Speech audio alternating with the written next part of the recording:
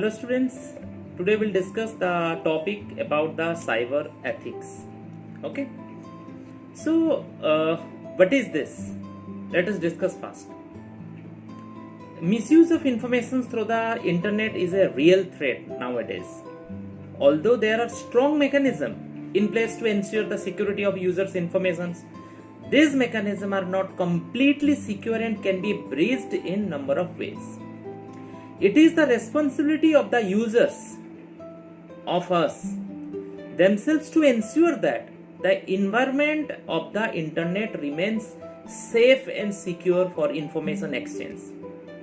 So we can define the cyber ethics that to study of various principles, guidelines, policies and regulations formulated by governments and organizations to check the control the misuse of computers and internet resources for the purpose that can harm individual or society in any way.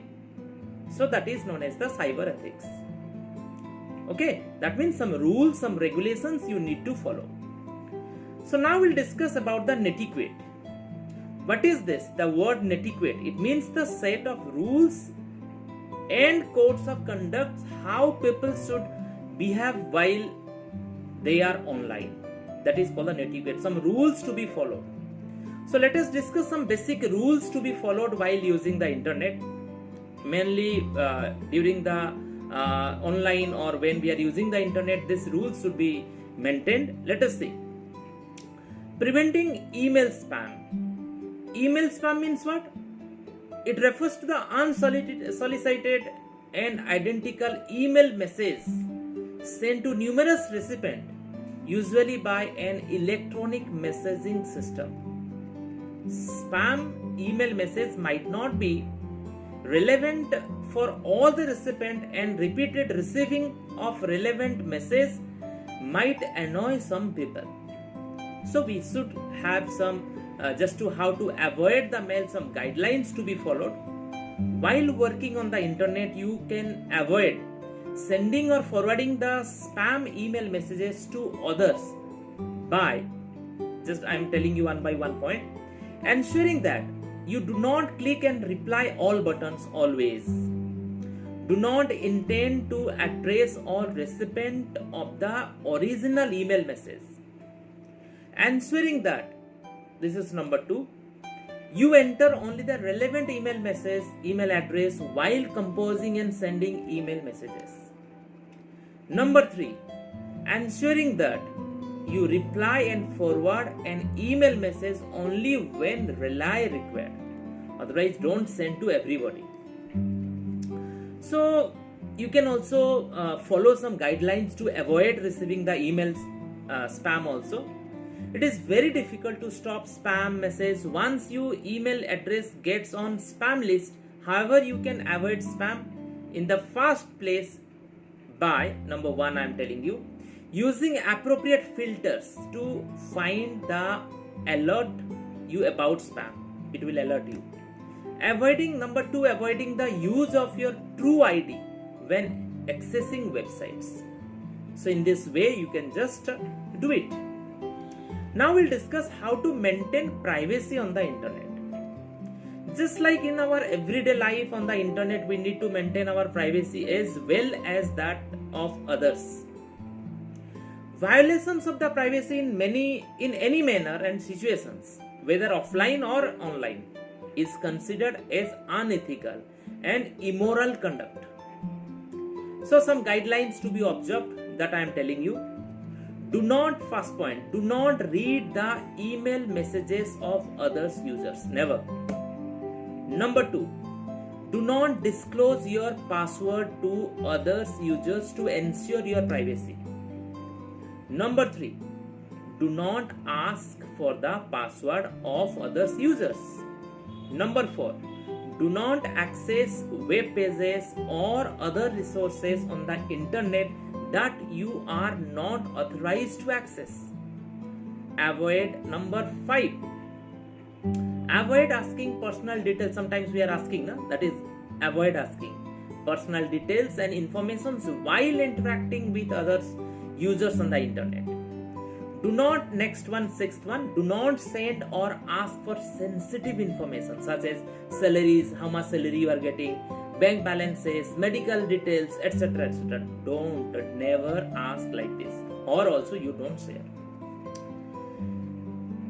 Except these things, also some other things are there. Refraining from abusive language, content, and pornography. So pornography refers to, it means what, display of explicit sexual image, videos, or literature. Pornography, although disproved as immoral, is common on the internet, but you have to observe the practices to refrain from pornography on the internet. How? I'm telling one by one. Do not access pornographic website. Do not search for objectionable words or topics on the internet. If you receive any type of materials on your email, do not attempt to open it. Report the matters to your teacher, superiors immediately. Don't open it. Do not forward any materials related to this to anyone through email. Like this, you have to avoid something. So you should some acknowledge the cultural differences also. While interacting on an online platform, posting videos, blogs, or writing an email, always remember one thing, that different cultures may have different point of reference, different values, different understanding of humor, and different expectations of online communications. Consider the following, some guidelines I am telling you. These guidelines already I am showing you in the board also. Before posting, sending the message, these guidelines must be followed. Avoid using slangs, complex language, acronyms. Everyone may not be able to get their intended meaning. You are thinking one, this is, suppose you know the meaning of this language, you know the meaning of this acronyms, you know the meaning of these symbols, but others are not knowing about this one. Maybe they will feel bad. Take care of the difference in time, date, formats, and measurements. Avoid ridicule. Okay, be careful with using humor and cracking jokes. Do not get impatient if the other party is late in responding to your message. Sometimes they are responding late. That means you are very much means getting angry, and maybe some slang, some words you may use also. Do not do like this. Respect the difference of opinions and outlook which may arise due to cultural differences. Do not be critical and intolerant of views, okay, and perspectives that are different from your own or don't conform to your ideas of correctness. Avoid getting into intense discussion about sensitive topic relating to religions and morality. These few things you need to remember. Okay, this is called the cultural differences, something you have to remember while you are using internet, or you are chatting, or you are doing related to online work. Now we'll discuss about the e-commerce. Let us see what is e-commerce. E-commerce means what? Buying and selling the product online, and services or transferring the money electronically by using the internet. Today, most of the people use e-commerce to perform various types of shoppings and bookings online because of the ease and convenience and security that provides. However, earlier a large number of people used to access the internet, explore different kinds of items, compare their prices on their different websites, but did not perform any online financial transactions or online shopping. It was found that mainly two reasons restricted users from the performing the financial transaction online. What are the two? That is, reluctance to provide sensitive information such as credit card, bank account details because of the security concern. They don't want to share the desires of users to check the goods before purchasing them. But I also want, before purchasing something, suppose I want to purchase a shirt, but I want to know what is the quality, materials of the shirt, I want to see. Many people are also like that. They, before purchasing, they want to see the goods, or they want to see the items. So actually mainly these reasons are there. While means many people, they don't want to purchase the things online. So some of the challenges faced by the organizations as well as the customers while working with the electronic payment systems: cost of transactions, security transactions. How cost of transactions? Electronic payments lower transactions cost significantly, as very little paper resources are used to process the online payment, reducing cost. The environment would benefit from the decreased demand for the paper products. However, significant technical resources such as high-speed internet connections, secure severe that is the servers and computers capable of processing high-volume transactions are required to be processed. Electronic payments that increase the cost of transactions. This is cost of transaction. How it is security transactions? For many consumers, the issue of the security remains paramount. The main issue faced by the consumers are just like privacy. Consumers are concerned about their privacy. Okay, and while they are doing the transaction, when they pay for the product online, they share important informations, and we concerned that such informations not hacked or shared with others who are not authorized to use it. They are also concerned about fraud. Any gap in the payment security system that might allow theft of sensitive customer information can lead to the unauthorized use of the such data with malicious intent. Therefore, the authentications of the people involved in the transactions is a big issue. Secure data transmissions. Customers concerned about the integrity of their online transactions.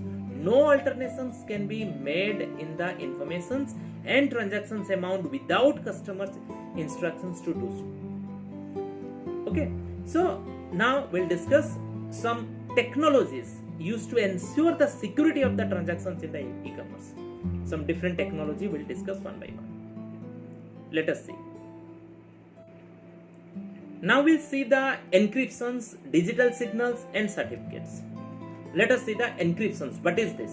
It is a mechanism of converting a message of information into unreadable form, also called that is the ciphertext. Also we can just say this is done to secure that except for the sender and recipient, no other person can read the encrypted informations. In this way, encryption helps to maintain the privacy data. That means we can send it, we can set it for the secure purpose. Apart from the encryptions, the internet provides another security provisions, which is known as the digital signals, which is the digital code also. That signals means that is the digital code also. It is attached to electronically transmitted data to uniquely identify the sender. It is just similar to written signature and indicates the identity of the sender. That is called the digital signal. It is the ensure data integrity and authentications also. Another provisions to ensure the security of the data or website is digital certificates. What is this? That certificate is an electronic files that is issued by an certification authority, such as different authorities are there, different companies are there. This certificate assures users that the website they are visiting is trustworthy, means they can trust. That means one certificate can be produced by them. Next we'll discuss about secure socket layers, which is known as in short form we are saying SSL. Secure socket layer is a protocol that establishes an encrypted link between web server and a web browser to ensure the security of the information that is exchanged between two. Today, millions of websites use SSL to provide protections to their users. For the security purpose, we are using firewall. What is this? Firewall are software and hardware that protects network servers and computers from virus and hacker attacks. They are used to provide protection against unauthorized and unwanted communications between computers over a network. It enforces the strong authentications for the user who wants to access information and resources over the networks. And firewall protects a computer against security and malicious activities on the internet. I hope students you understood. So thanks for watching and have a nice day.